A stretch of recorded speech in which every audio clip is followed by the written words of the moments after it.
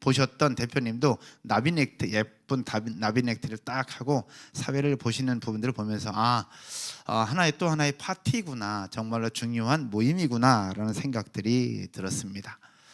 우리 교회에서도 가끔 봅니다. 연말 파티, 송년 파티 할 때에 나름대로 세팅을 하고, 예쁘게 세팅을 하고 선물을 포장해서 하나씩 가져오고 그러면서 식사를 준비하는데, 세팅해 놓는 모습을 보면 파티구나 라는 그런 생각들이 듭니다. 옆에서 보고 있는 것 자체도 행복하고요, 음식은 더더욱 맛있고. 여러분, 이런 모임이나 이런 잔치에 초대를 받는다면 여러분 어떠하겠습니까? 초대를 받는다면 참 행복할 것 같습니다. 음식이 있고요, 즐거움이 있고, 행복이 있고, 기쁨이 있습니다. 이런 파티에 초대를 받을 때 참 행복해요. 거리가 멀지만 그럼에도 불구하고 초대를 받는 것 자체가 참 행복하고 고맙습니다. 조금 전에 예배를 딱 들어오는데 한 분이 저에게 초대장을 하나 딱 주시더라고요. 초대장을 딱 주셨는데 굉장히 반가우면서도 굉장히 부담스러운 초대장이었어요. 그게 뭐냐면 김인규 전사님의 결혼식 청첩장이었어요. 근데 이것도 초대장이잖아요. 이게 부산이라는 부분들이 부담이 되지만 그동안 6년 넘게 기다렸던 청첩장입니다. 전사님은 그 말씀하세요. 거의 결혼해서 포기했더니 하나님이 주셨다라고요. 포기할 만하죠. 포기할 만해요.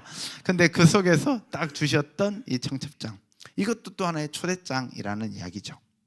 여러분 혹시 알고 있습니까? 여러분들은 매주마다 하나님으로부터 초대장을 받고 있다는 사실 여러분 아십니까?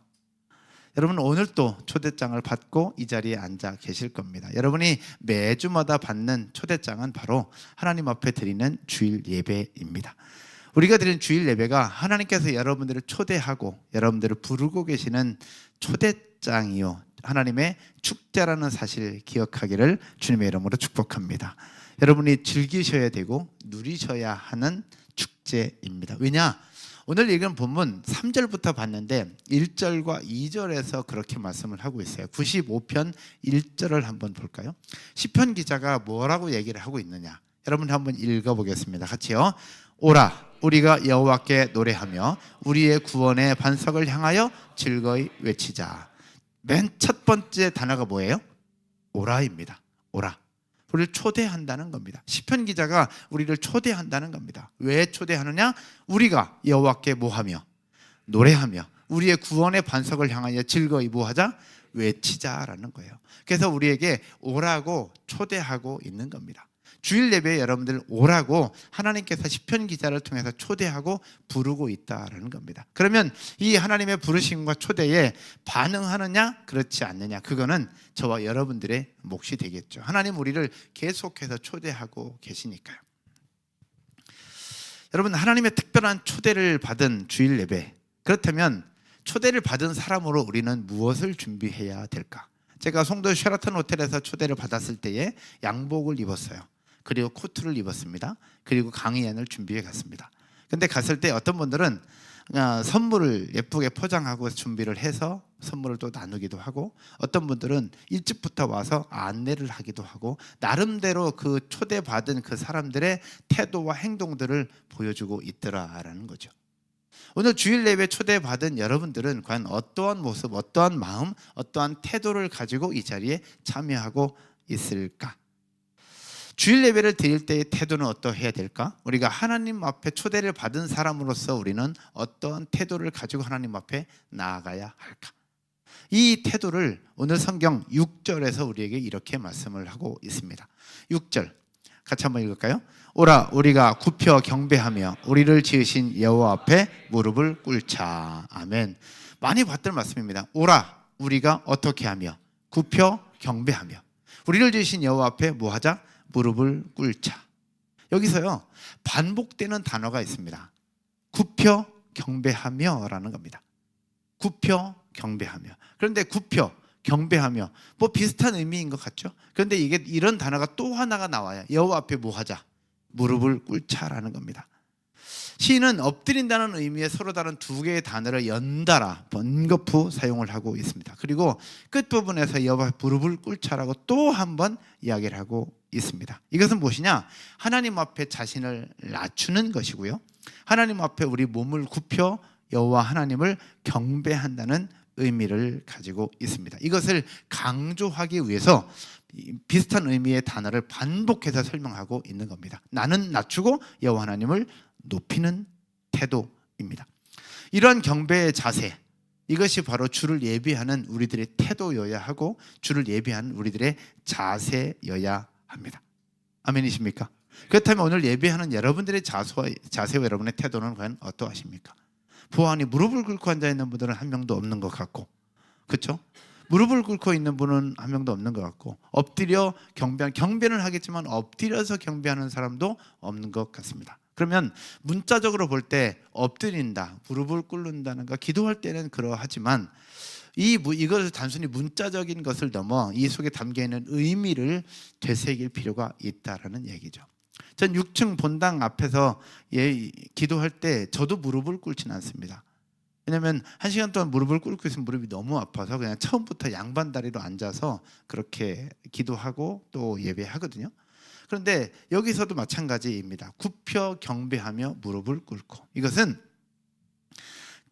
우리 행동의 태도, 우리 몸짓을 얘기하는 것이 아니라 이 단어 속에 담겨 있는 그들의 마음 자세를 이야기를 하고 있는 건데, 과거 성경의 기록들을 살펴보면 진짜 여호와 앞에 무릎을 꿇고 경배하며 여호와 앞에 진실됨으로 예배했던 사람들의 모습이 있고, 똑같이 예배 자리에 앉아있지만 전혀 반대의 모습으로 예배했던 사람들도 있습니다. 먼저 전자의 모습을 살펴보면 하나님 앞에 나아가는 모습 가운데 굽혀 경배하듯 무릎을 꿇듯 하나님 앞에 진실함을 가지고 나아갔던 선진들이 있습니다. 대표적인 사람들이 바로 무엇이냐? 내 발에서 신을 벗으라, 그곳은 네가 산 곳은 거룩한 땅이니 라고 했을 때 그 앞에서 신을 벗고 하나님 앞에 나아갔던 사람 누구였어요? 모세였죠. 모세가 바로 그렇게 하나님 앞에 거룩한 모습으로 무릎을 꿇고 나아갔던 사람입니다. 그리고 수금과 비파로 하나님을 예배하며 성령님과 함께 동행했던 사람 누구였을까요? 다윗이었습니다. 다윗의 모든 예배는 하나님 앞에 진실됨으로 나갔던 예배였습니다. 물론 우리아의 아내 밧세바를 범하는 실수가 있었지만 그 이후에 나단 선지자의 책망을 듣고 다시 하나님 앞에 엎드려 구하는 그런 모습을 보였던 사람이 다윗입니다. 그리고 솔로몬 왕의 모습도 있는데, 솔로몬 왕도 변질되기 전에 솔로몬은 그러했습니다. 그 일천번제를 하나님 앞에 드릴 때에 진실함을 가지고 나아갔어요. 하나님이 무엇을 원하시는지를 정확하게 알았던 사람이 솔로몬이었습니다. 변질되기 전에. 그래서 하나님께서 모든 걸 주신다고 했을 때 다른 것을 구했던 사람이 아니라 무엇을 구했어요?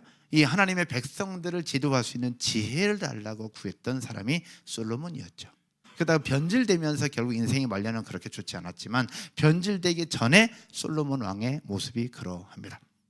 한 사람이 또 있습니다. 바로 한나의 기도로 태어났던 사무엘. 사무엘은 어릴 적부터 하나님 앞에서 진실됨을 가지고 나아갔던 참된 예배자 중에 한 사람이 사무엘이었습니다. 뭐 여러 가지 있겠지만 여기까지 보고요.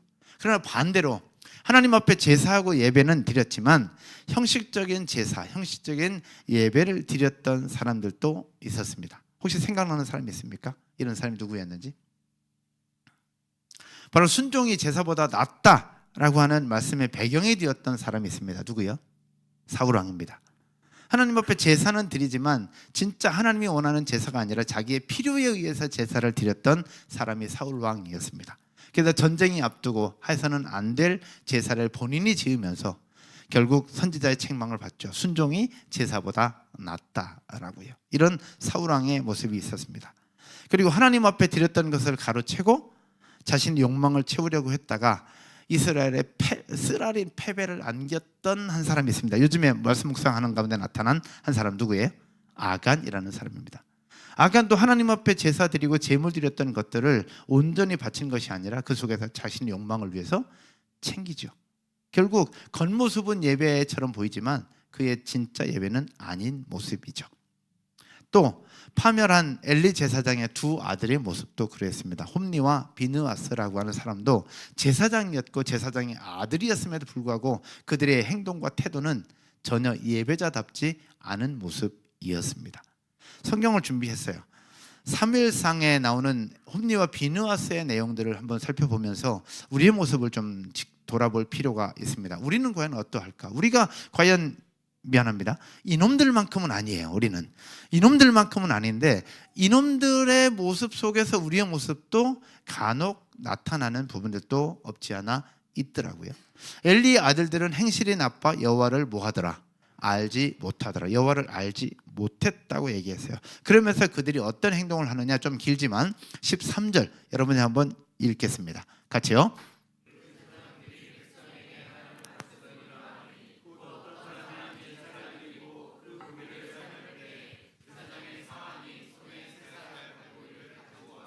네, 무슨 얘기인지 알겠죠? 14절 그것으로 냄비에나 솥에나 큰 솥에나 가마에 찔러 넣어 갈고리에 걸려 나오는 것은 제사장이 누구의 것으로? 여기서 제사장은 누구예요? 홈리와 비느하스를 얘기합니다. 이놈들을 얘기합니다. 홈리와 비느하스 두 아들들이 그것을 자기 것으로 가져오는 거예요. 분명히 하나님 앞에 드려야 되는 것인데 그것을 자기 것으로 챙겼다는 겁니다.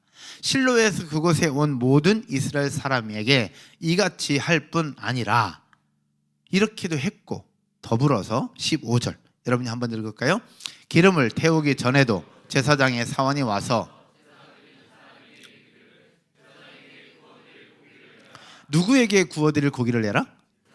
지금 기름을 태운다는 것은 하나님 앞에 제사를 드리는 거잖아요. 그것을 준비하는데 그 홈리와 비느하스 제사장의 사원들이 와서 누구에게 제사장에 구워드릴 고기를 먼저 내라고 얘기를 하는 거예요.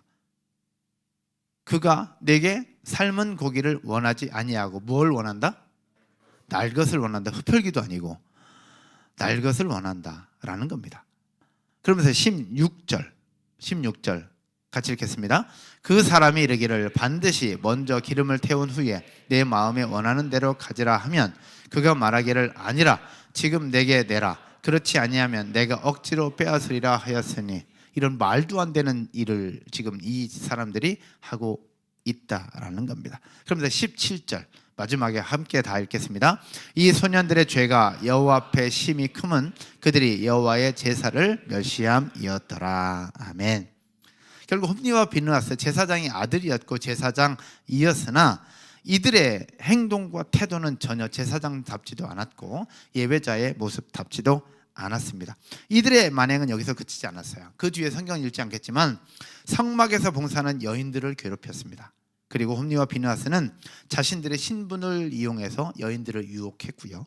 하나님의 성막을 자신들의 욕망을 채우는 장소로 변질시켜 버렸습니다. 근데 이들이 이렇게까지 행동하는 이유가 있었어요. 이것은 처음에 얘기했던 것은 이들은 여호와 하나님을 뭐 했더라? 알지 못하였더라. 하나님이 어떤 분인가를 알지 못하였던 것이고, 또 하나 하나님 앞에 드리는 제사를 멸시하는 태도와 마음이 있었기 때문에 그러했습니다. 하지만 반대로 동일 시대에 동일한 삶 가운데 있었던 사람이 누구였어요? 사무엘입니다. 그러나 사무엘은 어릴 때부터 엘리 제사장의 말을 듣고 엘리 제사장과 함께 예배를 섬기는 일을 계속해 왔습니다. 그러다 보니 성경은 이렇게 얘기합니다. 하나님과 사람들에게 사랑을 받고 은총을 받으며 점점 자랐더라라고 성경은 한 줄로 딱 이야기를 하고 있습니다. 그렇게 다윗 왕을 기름 부어 세우는 멋진 하나님의 사람으로 세워졌던 사람이 바로 하나님의 사람 사무엘입니다. 사랑하는 여러분, 사무엘과 홈리와 비느하스는 동시대의 사람이고 동시대의 제사장이었고 동시대의 예배자들이었습니다. 그러나 동시대의 예배자들이었고 동시대의 하나님의 성전에서 일하던 사람이었으나 이렇게 달랐습니다. 사무엘은 이러했고 홈리와 비느하스는 이러했습니다. 그렇다면 이들은 왜 이렇게 달랐을 것이냐? 왜 이렇게 달랐을까? 하나님을 정확하게 알았고 하나님 앞에 드린 제사를 멸시했던 홈리와 비느하스, 그러나 어릴 때부터 하나님을 섬기고 하나님을 경외했던 사무엘의 모습. 이 자리에 있는 여러분들은 과연 어떠합니까? 우리가 동일 시간에 동일한 장소에서 이렇게 예배를 드리고 있습니다. 온라인으로 예배하시는 분들은 온라인 동시에 진행되지만 장소는 다르겠죠. 동일한 시간 동일하게 예배 드리고 동일한 설교를 듣고 동일한 찬양을 드리는 우리의 모습 속에 과연 이런 모습이 과연 있을까요? 혹시 여러분들 중에 대부분이 사무엘과 같은 그런 모습으로 예배하는 예배자이기를 주님의 이름으로 축복합니다. 그러나 나도 모르는 사이에 홈리와 비느하스처럼 하나님의 시간을 뺏고 하나님의 물질을 내가 가로채고 또 하나님 앞에 드리는 것들을 나도 모르는 사이에 멸시하고 있는 부분들이 우리 가운데 있는 것은 아닐까 돌아볼 필요가 있다라는 이야기죠. 그러면서 오늘 여러분들과 함께 나눌 이야기는 이것입니다. 참된 예배자로 가득 채워지는 더 행복한 교회가 되었으면 좋겠다라는 겁니다. 할렐루야. 하나님 나라 확장에 앞장서는 교회가 되기 위해서 필요한 것은 무엇이냐? 지난주에 반석 위에 말씀 위에 기초를 세우지만 오늘은 참된 예배자로 세워지는 교회, 참된 예배자로 채워지는 교회가 되면 하나님 나라 확장에 앞장서는 교회가 될 줄로 믿습니다. 그러면 참된 예배자는 어떠한 사람이냐? 어떻게 해야 참된 예배자가 될 수 있느냐? 첫 번째 함께 나누겠습니다. 첫 번째는요, 따라서 할까요? 하나님을 경외하며 왕되심을 고백하는 사람. 하나님을 경외하며 왕되심을 고백하는 사람입니다. 오늘 읽은 본문 3절, 4절, 5절 말씀 함께 한번 보겠습니다. 오늘 본문 3절, 4절, 5절입니다. 여호와는 어떤 하나님이요? 크신 하나님이요, 모든 신들보다 어떠한 크신 왕이시기 때문이로다. 4절요, 여러분 읽겠습니다. 4절. 땅의 깊은 곳이 그의 손 아래에 있으며 산들의 높은 곳도 그의 것이로다. 5절.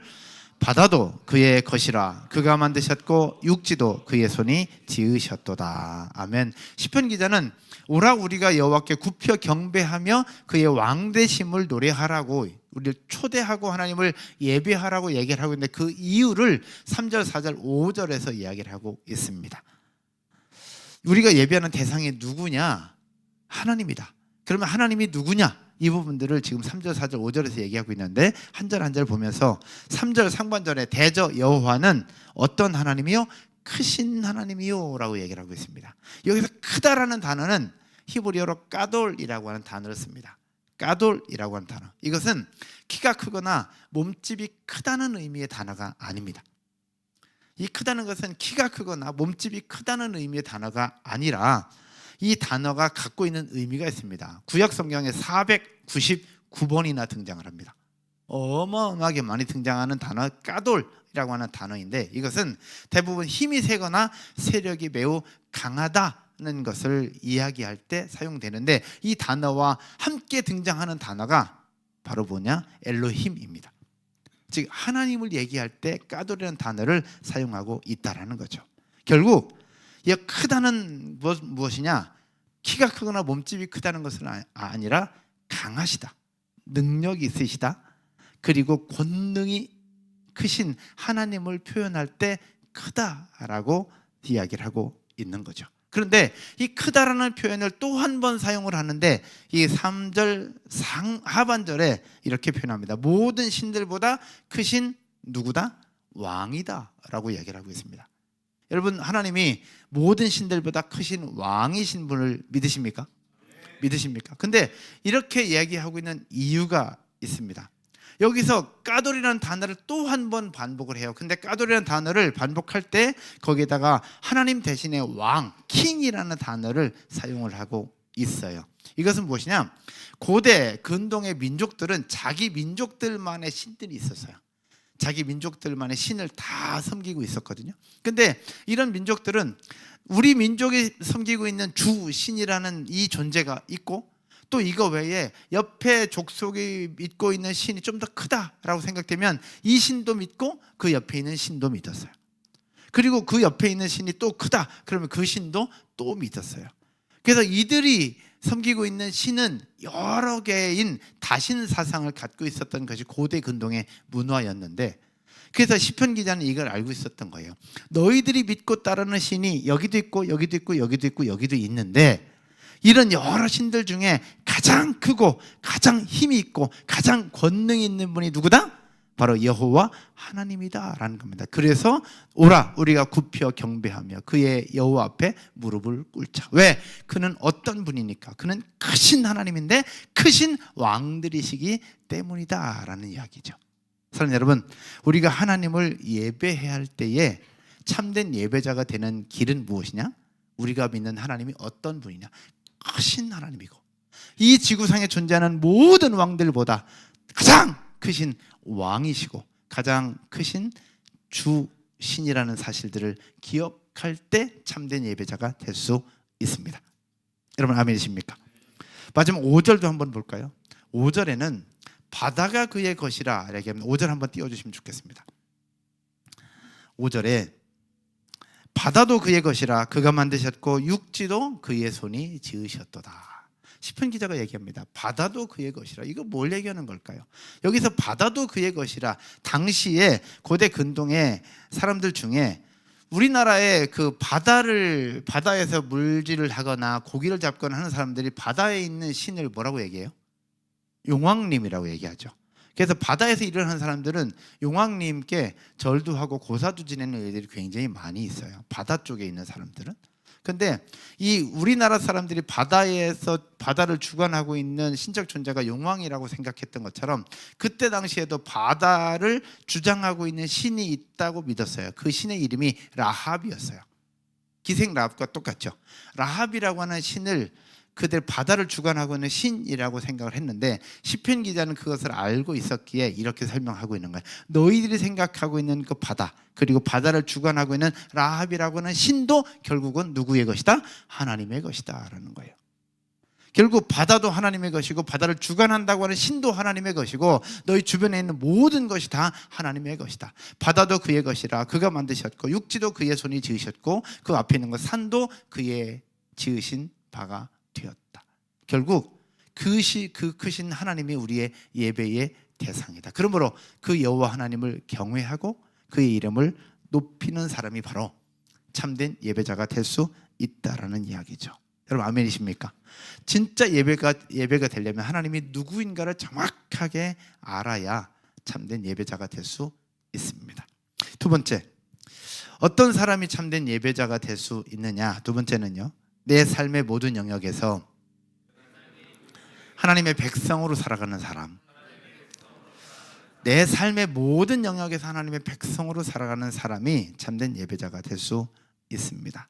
성경은 목자와 양의 관계를 설명하면서 하나님과 우리 백성 간의 관계를 설명을 합니다. 여러분 이미 아시겠지만 목자와 양의 관계 속에서 양은 목자의 음성을 듣고 복종해야만 합니다. 그래야 안녕이 보장되죠. 만약 양이 목자의 말이나 그의 인도함에 복종하지 않는다면 양은 절대로 안녕을 보장받을 수가 없죠. 사실 양이 목자의 음성을 듣지 않냐고 다른 길로 가게 되면 지금 당장은 자유로울 수 있습니다. 내 마음대로 할 수 있는 거 다 하니까. 그러나 얼마 지나지 않아 낭떠러지로 굴러 떨어질 수도 있고 맹수에게 찢김을 당하여 파멸과 죽음에 이를 수밖에 없습니다. 마찬가지로 하나님과의 관계 속에서 우리 백성들의 모습도 그러합니다.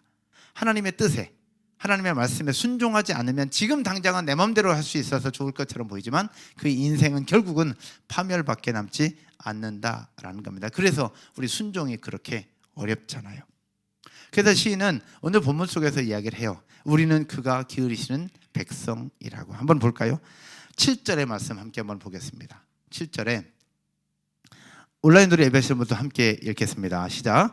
그는 우리의 하나님이시요 우리는 그가 기르시는 백성이며 그의 손이 돌보시는 양이기 때문이라. 너희가 오늘 그의 음성을 듣거든이라고요. 그가 누구의 하나님이다? 우리의 하나님이다. 그리고 우리는 그가 기르시는 무엇이다? 백성이다. 그리고 그의 손이 돌보시는 무엇이다? 양이다라는 겁니다. 그래서 우리는 여호와 하나님을 따라야 하고 그의 백성으로서의 삶을 살아야 한다라는 것이죠. 그렇지 않다면 우리 인생과 삶은 미래를 보장받을 수 없는 존재, 안녕이라는 것을 보장받을 수 없는 존재라는 겁니다. 그래서 우리의 모든 삶에서 하나님을 예배하는 예배자의 삶으로 또 하나님의 백성된 삶으로 살아가고 실천하는 사람이 참된 예배자가 될 수 있다는 사실을 기억하기를 주님의 이름으로 축원드립니다. 한 사람을 한번 소개할까 합니다. 2차 세계대전 당시에 네덜란드 하를렘이라는 곳에서 시계 가게를 운영하면서 독일 나치의 박해로부터 유대인들을 숨겨주었던 한 사람입니다. 이름이 어려운데 코리텐붐이라고 하는 사람입니다. 코리텐붐. 이 코리텐붐이라는 사람은 여자였어요. 그리고 그녀의 가족들은 함께 이 사람과 함께 자신들의 안전을 희생하면서까지 유대인들을 돕고 섬기는 일을 해옵니다. 약자들을 돕는 일을 멈추지 않았습니다. 왜냐하면 이렇게 얘기해요. 이 코리 텐 붐이라는 사람은 자신은 누가 뭐라 할지라도 하나님의 백성이다. 약자들을 돌보고 하나님의 뜻에 순종해야 되는 사람이 우리들이다. 하나님이 나에게 계속해서 주시는 마음은 약자들을 돌보라는 것이다. 그래서 그 2차 세계대전 당시 그 위험을 무릅쓰고 본인과 본인 가족들은 약자를 돌보고 유대인들을 보호하는 일들을 계속해요. 그러다 결국 나치들에 의해서 걸립니다. 그래서 수용소에 수감이 됩니다. 근데 놀라운 사실은 수용소에 수감되었음에도 불구하고 정확한 시간을 지켜서 하나님을 예배하는 삶을 살아요. 수감되기 전에도 그랬지만 수감되어서도 정확한 시간을 지켜가며 하나님 앞에 예배하는 삶을 살아옵니다. 그러다가 2차 세계대전이 끝나고 수용소에서 이제 나와요. 나온 이후에 수용소에 자신을 괴롭혔던 그들을 다시 용서하는 삶을 살고 그러면서 또 고백을 해요. 그 이후에도 변함없이 그 삶을 살아옵니다. 그러면서 이 코리 텐 붐이라는 사람이 이렇게 얘기하는데 혹시 자막이 있나 모르겠어요. 이렇게 얘기를 합니다. 용서는 인간적으로 불가능하지만 하나님의 능력 안에서는 가능하다라고요. 결국 이 코리 텐 붐이라는 사람은 전쟁 중에도 수감 중에도 수감이 끝난 그 중에도 모든 삶의 순간순간마다 하나님을 예배하는 예배자의 삶을 살아왔고 하나님이 우리에게 주신 말씀을 순종하며 살아가는 삶을 늘 보여주셨어요. 그러면서 본인의 고백이 그랬어요. 자신은 누가 뭐라 하더라도 나는 하나님의 백성이다라는 것이죠. 여러분, 우리 모든 삶, 장소와 때를 상관없이 모든 삶의 순간순간마다 하나님의 백성으로 하나님의 백성답게 살아가는 사람이 진짜 하나님을 예배하는 참된 예배자임을 믿으시기를 주님의 이름으로 축복합니다. 하나님의 백성이라는 사실들을 기억하고 순종하며 살아간다면 그렇게 살아갈 수밖에 없죠. 저는 우리 교회가 2025년도 모든 삶의 순간순간마다 하나님의 백성으로 살아가고 하나님의 백성답게 살아가는 저와 여러분 모두가 되고 그런 예배자들로 채워지는 교회가 되기를 주님의 이름으로 축원드립니다. 말씀의 결론을 맺으면서요. 저희 교회가 오래되면 10주년이 됩니다. 10주년이 됐는데 예전부터 제가 꿈꾸고 고민했던 것들을 이제 하나하나 기도하면서 실천도 하고 적용도 하고 앞으로도 꿈을 꾸고 있습니다. 근데 지금도 할 수 있지만 하지 않는 부분이 있습니다. 할 수 있지만 하지 않는 부분, 그리고 앞으로도 어떻게 할지 모르겠지만 꼭 해보고 싶은 일이 하나 있습니다. 그것이 무엇일까? 안산 동산교회 청년부에서 사역을 하는 동안 제가 싱가포르에 있는 CHC 교회를 탐방을 갔을 때였습니다. CHC 교회를 탐방을 했는데 거기엔 예배가 정말로 기름 부음 있는 예배, 정말로 풍성한 예배였어요. 근데 그 예배도 예배지만 예배를 준비하는 과정과 그런 환경들이 쇼킹했어요. 그 중에서 제가 딱 기억이 나고 우리 교회에서도 해보고 싶지만 아직 결정하지 못한 부분들이 뭐였냐면 9시 반이 예배라고 생각한다면 거기는 어떻게 하느냐? 9시 20분까지 현관문을 닫습니다. 그리고 여기서 모든 예배팀이 준비를 싹 해요. 20분간 딱 끝냅니다. 그리고 딱 끝내고 예배팀은 각자의 자리에서 기도하며 준비하고 있고요. 이렇게 건반은 흘러나와 있습니다. 그게 이렇게 준비하기까지 20분까지 딱 끝납니다. 그리고 20분에 현관문이 쫙 열려요. 그러면 문 앞에서 대기하고 있던 성도들은 우르르르르 들어와서 10분 안에 여기 딱 채웁니다. 그리고 예배가 시작되기 1분 전 현관문이 딱 닫힙니다. 그때 못 들어오면 다음 예배를 드려야 됩니다. 그거 해보고 싶어요. 제가 그거 해보고 싶습니다. 예배 전 20분까지 예배 세팅을 끝내고 일찍 오신 분들은 밖에서 커피 한잔하고 기다리고 있다가 20분에 딱 들어오고 30분이 딱 되면 천국문 닫히는 것처럼 문을 딱 닫아서 늦게 오시는 분들은 미안하지만 다음 주에 오셔야 되는 그런 예배. 여러분, 우리가 잔치에 초대를 받을 때도 늦게 가지 않잖아요. 일찍 가잖아요. 뮤지컬 갈 때에도 늦게 가는 사람 없잖아요. 물론 우리가 뮤지컬은 아니지만 극장 갈 때도 늦게 가지 않아요. 근데 하나님을 예배한다고 하는데 크신 하나님, 모든 신들보다 더 크신 왕 되신 하나님을 예배하는 이 예배의 자리, 우리가 그 하나님을 예배한다고 하는데 우리는 왜 이렇게 느슨할까요? 왜 이렇게 느슨할까? 그리고 예배 전에 참석하지 못했는데 죄책감조차 느끼지 못할 때가 또 있는 건 아닐까? 어떨 때는 와서 앉아는 있는데 우리 생각은 가스불에 가 있고, 우리 생각은 이따 끝나고 보이는 셀 모임에 가 있고, 다른 데 가 있는, 어쩌면 이게 하나님 앞에 드려야 되는 시간을 내가 내 것으로 채우는 것은 아닐까, 그런 생각이 들 수도 있다라는 거죠. 그러면서 우리가 저조차도 그러하고 우리 자녀들조차도 그러하고 우리 모습들조차도 그러할 때가 있는데 그 이유가 과연 뭘까 생각을 해볼 때, 아까 홈리와 비느하스의 모습 속에 발견되는 것이 있습니다. 따라서 한번 해볼까요? 여호와를 알지 못하더라. 여호와 하나님이 어떤 분인가를 정확하게 모르고 있는 것은 아닐까라는 거예요. 우리 성도들이 여호와를 정확하게 알지 못한다는 것은 무엇이냐? 첫 번째는 담임 목사님 제 책임이 되겠죠. 제가 정확하게 가르쳐주지 않아서 그럴 수 있습니다.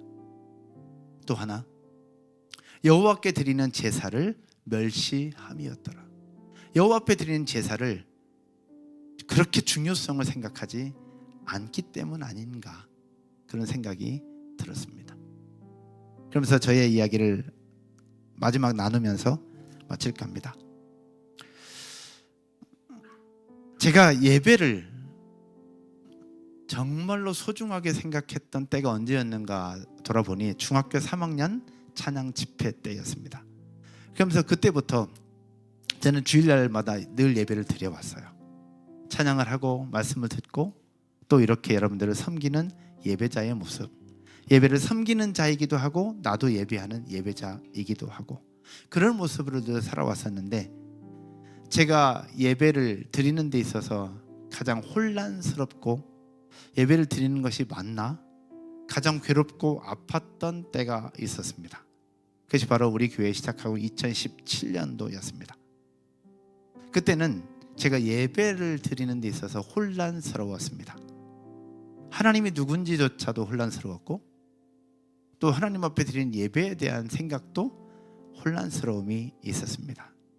그때 전화벨 소리 듣는 것이 싫었고, 공황이 찾아올 만큼 그런 아픔들이 있었고, 제 아내는 가끔씩 베란다로 나가 창문을 바라보며 밖을 바라보는 그 모습을 보여왔고, 담임 목사 사모임에도 불구하고 다른 교회 가겠다고 자꾸 이야기를 하고 있고, 이제 그런 속에 저희 마음에 굉장히 힘들 때, 아플 때, 그럴 때 제가 예배할 수 있는 방법은 없었습니다.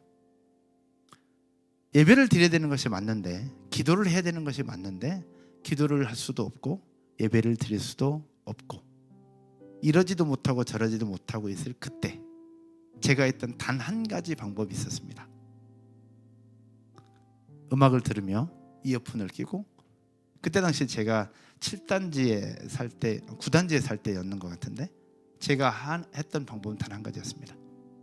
이어폰을 끼고 음악을 들으며 안산찬을 뛰는 것이었습니다. 안산찬을 뛰는 것. 어떨 땐 1시간도 뛰고 어떨 땐 2시간도 뛰고, 그때 제 귀에서 흘러나오던 곡이 이 곡이었습니다.